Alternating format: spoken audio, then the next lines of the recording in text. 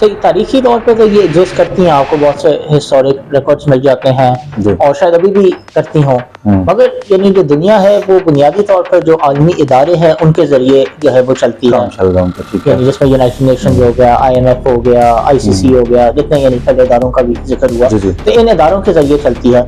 तो उसमें यानी इन तहरीकों का जो है ये कोई काम उस तरह नहीं है। और इसकी जो एग्जांपल जो पहले भी डिस्कस हो रहा था कि यहूदी जो है वो बहुत ज़्यादा अमेरिका के ऊपर डिपेंडेंट है, और अगर बाकी वो इतने बाइख्तियार होते और बाकी उनके पास इतनी ताकत होती तो वो काफ़ी अरसे का जो है वो वन स्टेट सोल्यूशन बना पाते और फलस्तीनियों को बाहर से निकाल पाते। अभी यानी पूरी दुनिया जो है वो उनसे नफरत करती है, और ये भी यानी एक जिल्लत की अंदर ही आती है कि पूरी दुनिया जो है वो आपसे नफरत कर रही है, और आपसे इसलिए एग्जिस्ट कर रहे हैं कि एक सुपर पावर जो है वो आपके साथ खड़ी है, वो आपको सपोर्ट कर रही है, वरना बाकी दुनिया में यानी इवन यानी जो गैर मुस्लिम है वो भी उनके खिलाफ जो है रैलीज निकाल रहे हैं। ऐसा नहीं है कि हम हमारे यहाँ ज्यूज के हवाले से बड़ी हमदर्दी पाई जाती है।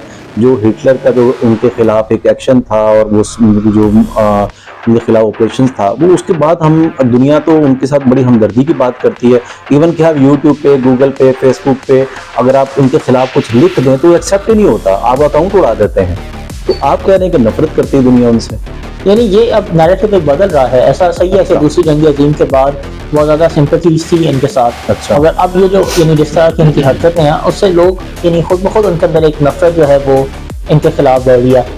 और ये तारीखी तौर पे भी ऐसा ही था, यानी यूरोप के अंदर भी जब यहूदी थे तो बहुत ज़्यादा लोग जो है वो इनसे नफरत जो है वो किया करते थे, और फिर मुसलमान थे जिन्होंने इन्हें पनाह दी थी। तो मिसाल के तौर पर जब स्पेनिश इंक्विजिशन हुई थी तो मुसलमानों के ऊपर तो जुल्म हुआ ही था, उससे कई गुना ज्यादा जुल्म जो है वो यहूदियों के ऊपर हुआ था। और ये लोग फिर बाहर से निकल कर ये जो पोर्चुगल और ये पोलैंड और इस वाले इलाके में गए थे, और वहाँ भी इन्हें एक्सेप्ट नहीं किया गया, और फिर ये यानी इस्लामी खिलाफत ने इन्हें उस वक्त जो है बना दी थी और एक्सेप्ट किया था, और उस वक्त इन्हें यहाँ किया था।